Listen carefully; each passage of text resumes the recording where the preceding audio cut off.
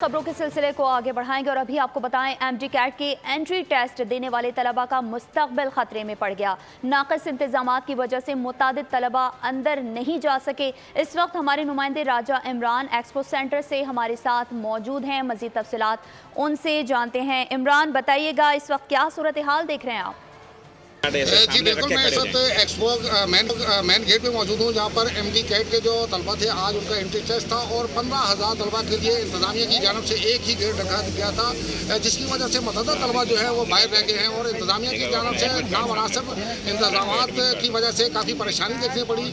और कुछ तलबा इस वक्त मेरे साथ हैं, इनसे भी बात करते हैं। बेटा, आप कब आई, कैसे लेट हुई और कहाँ से आई आप?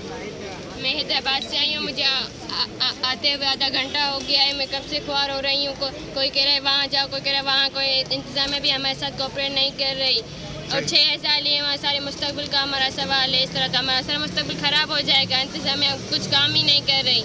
बाकी बच्चों को अंदर भेज रहे हैं, हमें नहीं भेज रहे। जी बिल्कुल, जैसे कि आप देख सकते हैं, अगर कैमरा मैन दिखाएं, ये गेट पर पेरेंट्स भी हैं, कोई मुनासिब इनके लिए जगह नहीं। ये एक गेट था जहाँ से 15,000 तलबा को अंदर जाना था।